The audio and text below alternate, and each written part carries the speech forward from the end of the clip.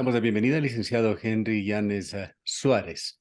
Él es representante de Iniciativa Popular Normativa, organización de afiliados al IES de jubilados que han pugnado por, de alguna manera, transformar al Instituto Ecuatoriano de Seguridad Social con una mayor participación de sus condueños, los jubilados, los afiliados, los trabajadores ecuatorianos.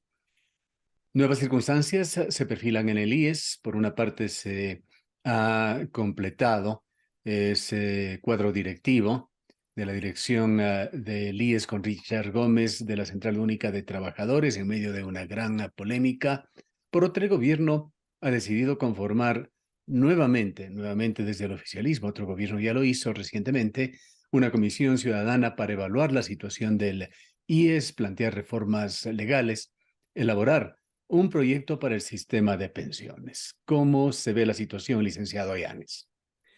Sí, muchas gracias. Un cordial saludo para usted, para la audiencia, deseándole un venturoso año 2023 para usted y para la audiencia. Muchas gracias por la invitación. Bueno, estos dos datos que se dan en torno al Seguro Social son los que empezamos en este año 2023 y brevemente me voy a referir al caso del señor Gómez, que de acuerdo a las fotografías que han circulado en días anteriores por las redes sociales, se puede observar de que hay una reunión previa antes de esta elección del presidente de la República, del señor Guillermo Lasso, con el señor Richard Gómez. Señor Richard Gómez, en el gobierno de Correa, él se fundó la camiseta de Alianza País, la 35, ¿no? Y de acuerdo a las redes sociales, se dice que él fue también candidato asambleísta por el gobierno de Correa, por la revolución ciudadana que se conoce hoy. Ese es un antecedente. Un segundo antecedente es de que en el gobierno de Correa, con el objetivo de debilitar el poder del FUD, de las centrales sindicales, con el objetivo de debilitarlas, ¿cómo es? Debilitar su rol y también de dividir al movimiento sindical del Ecuador, le impulsaron esta organización que la preside el señor Richard Gómez como Central Única de Trabajadores. Y era absurdo impulsar una cosa como esas porque se contradice con la realidad. La ¿En qué central, momento, perdóname la interrupción, licenciado Llanes, se desconfiguró esta situación? Recordamos, debe ser 8, 9 meses quizá, cuando dialogábamos con dirigentes del FUD y de las principales, de los principales sindicatos que lo integran, estaban más bien satisfechos, pues el gobierno había impulsado la formación de una comisión en la cual participaban los trabajadores para dar sugerencias justamente sobre estas posibilidades de cogobierno, es decir, de la inserción de algún representante de los trabajadores al consejo directivo. sí, lo que pasa es que esto de conformar comisiones ha sido costumbre de todos los gobiernos, ¿no? Y uno ha podido, mire que en el año 2001, solamente para citarle un caso, allí se conformó una comisión interventora. Entonces, luego se han dado otros nombres a estas comisiones de mediación, o también esta última comisión que acaba de conformar el presidente de la República, es una comisión de estudio, de análisis para las reformas. Y entonces, eso ha sido costumbre de todos los gobiernos. Entonces, esta es una más, ¿no? Y va a quedar en el papel, porque las propuestas que hace el señor de la Torre, que ha propuesto en tiempos atrás, años 80, años 90, se lo definía a él como o era parte, digamos, de los gobiernos a los que se definía como neoliberales, ¿no? Fue gerente del Banco Central en el gobierno de Bucarán, la última función pública, pero siempre ha sido funcionario del Banco Mundial o del Fondo Monetario Internacional y responsable de todos estos procesos de endeudamiento público, ¿no? Y también de la devaluación monetaria. Y este endeudamiento público significa para el Ecuador pérdida de soberanía o de Ya. ceder Pero, soberanía. pero para ir siguiendo el hilo de las cosas, ¿qué pasó con esa representación de los trabajadores en el consejo directivo del IES? Es lo que le había preguntado.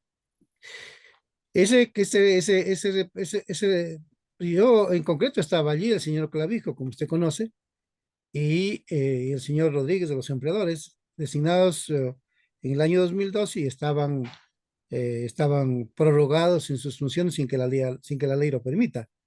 Es decir, eran una especie de momias petrificadas en el Consejo Directivo del IES. Pero la manera de sacarlos no era como se da esta elección del señor Richard Gómez, porque el artículo 28, el segundo inciso de la Ley de Seguridad Social, que estuvo vigente hasta el 30 de octubre del año 2021, textualmente dice, el representante de los asegurados y su alterno serán designados conjuntamente por las centrales sindicales legalmente reconocidas. Artículo que lo reformó la Asamblea. Artículo que sí, que lo reformó la Asamblea. Pero mire, ese colegio electoral estaba integrado por las centrales sindicales, por la Confederación Nacional de Servidores Públicos, la Unión Nacional de Educadores, la Confederación Nacional de Jubilados y las organizaciones legalmente constituidas de los afiliados del Seguro Social Campesino. Este era el colegio electoral. Y este colegio electoral no lo eligió al señor Richard Gómez, ¿no? ¿Y por qué se dio esto? Porque el presidente puso en vigencia un decreto 71 que lo excluyó El al decreto Consejo Nacional 571 se refiere usted. Decreto de el decreto, octubre del 2022. sí, el decreto 571 de octubre de 2022, el presidente de la República dio un plazo de 15 días y allí en ese decreto excluyó al Consejo Nacional Electoral para que intervenga en el proceso de elección interna. Sí, no tomó en cuenta lo que dice el Código de la Democracia, el artículo 25, numeral 20, y también excluyó que se conformen vedurías de ¿Qué los pasó con el afiliados. colegio electoral? Eso insinuaba también allí el ingreso en este tema del Consejo Nacional Electoral. En ese decreto ejecutivo lo excluyó el presidente de la República, porque si lo hubiera organizado el proceso, a este proceso, el Consejo Nacional Electoral, otro hubiera sido los resultados, ¿no? Ujú. Sí. ¿Cómo es que el CUT, Central Única de Trabajadores, famosa por haber sido conformada durante el correísmo, llega a esta situación, a tener a uno de sus máximos representantes como CUT, ahora como máximo representante en el Consejo Directivo del IES? Y lo que pasa es que es parte de una componenda entre el señor Gómez y el gobierno. ¿A qué acuerdo llegarían? Eso solo lo saben ellos. Porque sucede que una vez puesto el decreto ejecutivo 571 en vigencia por parte del presidente de la República, lo que denuncian los dirigentes del FUD es de que el señor Gómez habría registrado a una serie de organizaciones que lo respaldan. Y no sé si eran 10 o 12 o 15, ¿no? El hecho que eran las organizaciones que se inscriben después del decreto ejecutivo son más de las centrales sindicales que están aquí, en el segundo, que constaban en el segundo inciso del artículo 28 de la Ley de Seguridad Social. Entonces allí hay una componente, como digo, entre el presidente Lazo, el gobierno, con el señor Gómez, y además un procedimiento fraudulento de la manera como se da el registro de Se organización excluyó no y solamente al y la Consejo elección. Nacional Electoral para que gobierne esa elección, pero también se excluyó a importantes veedores, diríamos, del proceso, a los afiliados y a los jubilados. Claro, exacto. Mire que son afiliados, son 3 millones, ¿no? Y jubilados son 600,000. Y el presidente de la República debe saber, así como él es propietario de acciones y de la mayoría de acciones del Banco Guayaquil, ¿ya? Y nosotros somos, los afiliados y jubilados, somos propietarios de nuestras aportaciones. Y nosotros no nos podemos meter a decidir sobre las cosas internas del Banco Guayaquil. Pues asimismo, el presidente de la República no tiene que estar decidiendo por nuestros recursos, ¿no? Y nuestras prestaciones, ¿no? Pero así han venido optando los gobiernos, ¿no?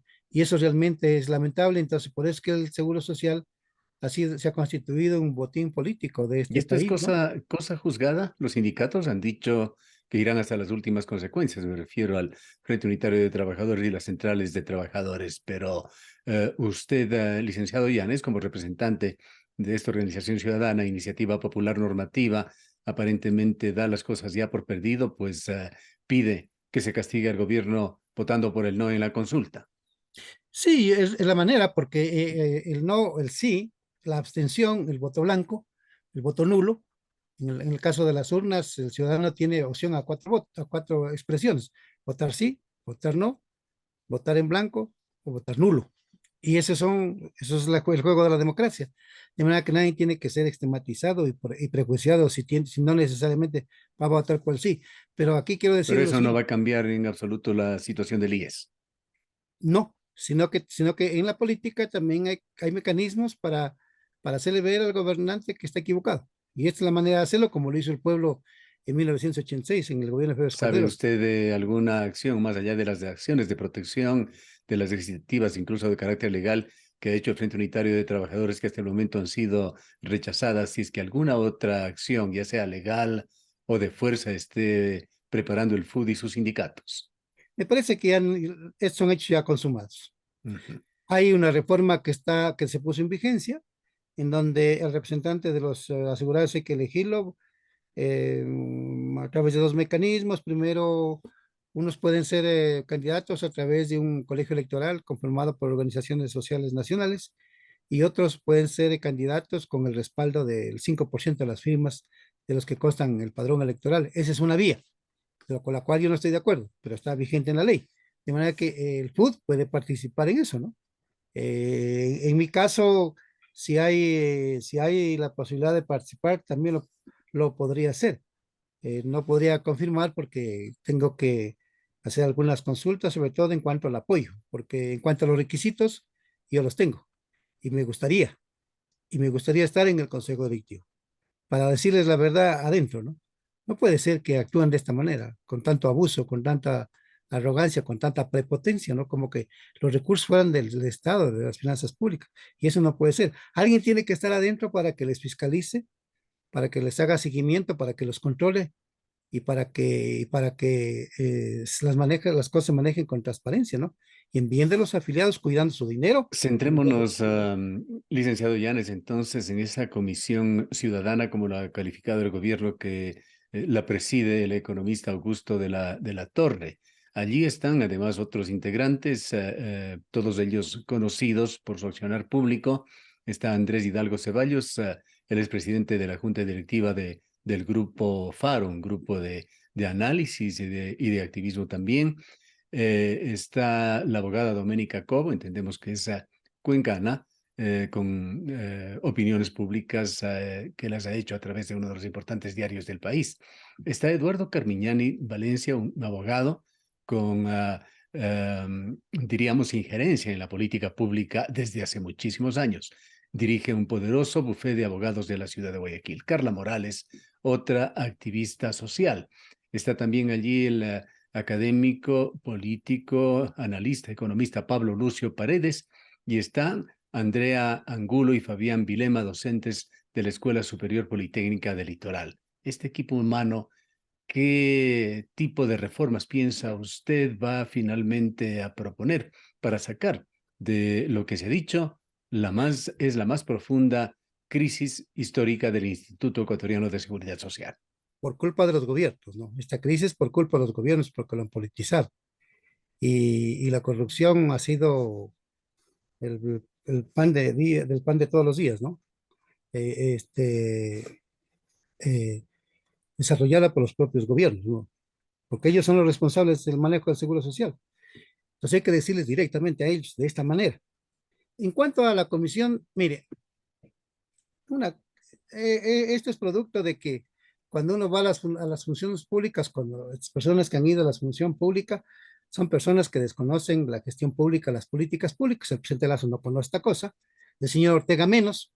Y para una cosa sencilla, que un iletrado hasta la puede entender. Mire, en el Seguro Social, el problema es de que se atienden a personas que no son afiliadas al Seguro Social, porque han creído estos individuos de que los hospitales del IES son hospitales públicos cuando no son los hospitales, centros médicos, y todo ese patrimonio es adquirido con la plata de los trabajadores, ni siquiera del Estado. Ni siquiera el sueldo paga el Estado a la nómina que trabaja en el Seguro Social, pagamos nosotros. Entonces, además tiene el Estado enormes deudas acumuladas, ¿no? Inclusive en la condición de empleador, ya como patrón. Entonces, lo que hay que hacer, una cosa sencilla, hacer es decir, muy bien, las personas como jefas de hogar, personas que sufren discapacidad, los hijos de los afiliados de 18 años, hasta los 18 años que están ahí en la ley, reformes el artículo 10 y el artículo 102 de la Ley de Seguridad Social y digan que estas personas tienen que ser atendidas en los hospitales públicos que dependen del Ministerio de Salud. Punto. ¿Cuántas son las personas que se atienden de las que acabo de mencionar anualmente? 6 millones de personas. Imagínense, usted y Es yo, decir, y 3 derogar, en millones. otras palabras, todas esas decisiones demagógicas sin sustento presupuestario que tomó el gobierno de Correa. Claro, horrorosas, horrorosas. Son 6 millones. Allí en Cuenca vive el señor doctor Ángel Llanos, él fue director general del IES, y lo dijo en febrero del año 2020, de que en el año 2019 se han atendido a 6 millones de personas. Perdón, perdón, a 9 millones de personas, 9 millones. Ahora, De los 9 eh, millones, 3 pagaban los aportes y 6 millones no pagaban los aportes. licenciado Llanes, hoy en la mañana en esta emisora transmitimos declaraciones de Augusto de la Torre. Muchas de ellas han circulado en las redes sociales, hablando sobre su visión y sus propuestas para reformar al IES.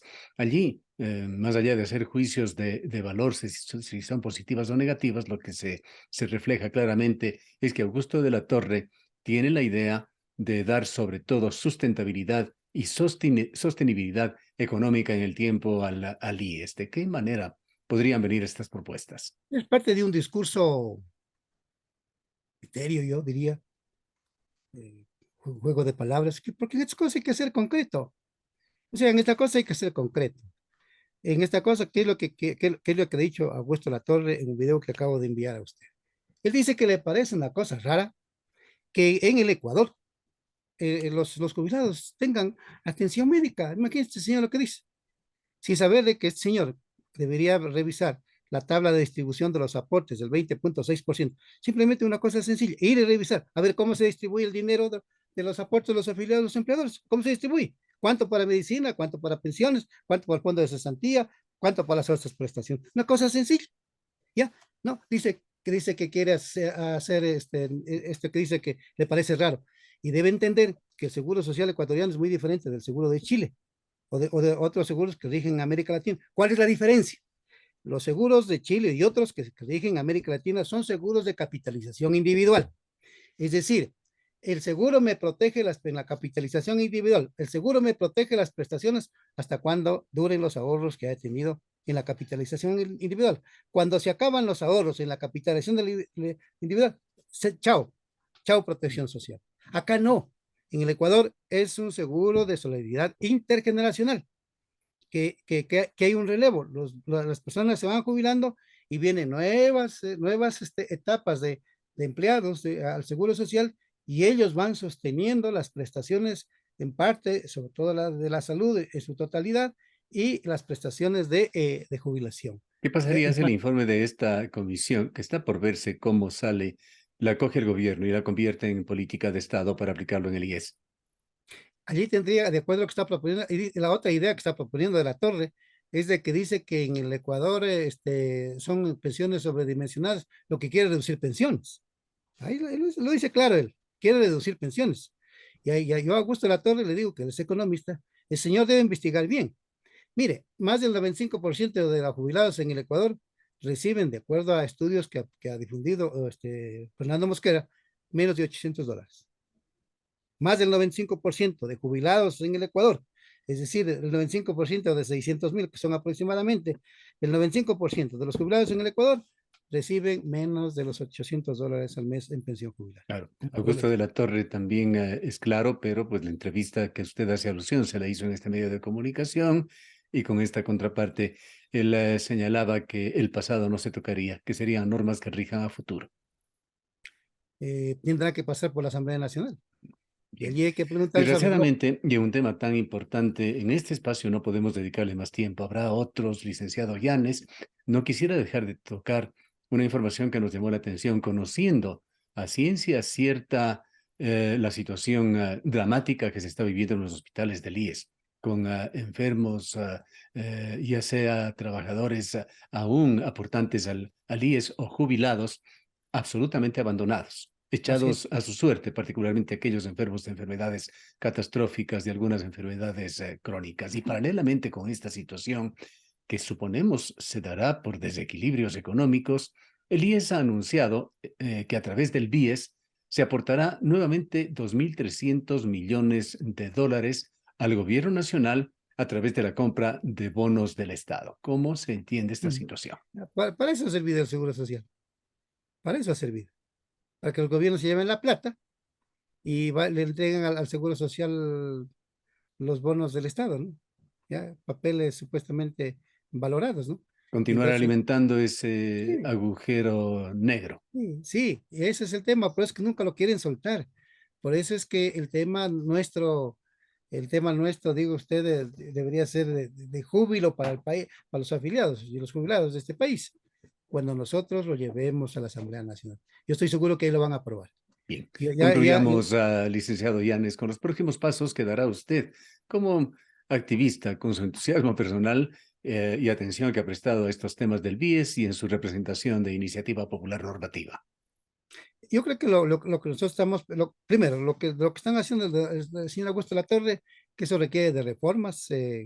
La ley de seguridad social no establece reducción de pensiones, ni tampoco la eliminación de la prestación de salud de los jubilados, que eso sería una cosa indignante que se acepte. No lo van a aceptar en la Asamblea Nacional. No, No, además que hay no, normas de estos derechos no, no pueden ser regresivos y, no, ahí no le van a sería aceptar. inconstitucional. Así es, yo digo lo nuestro, querido amigo, sí va a pasar.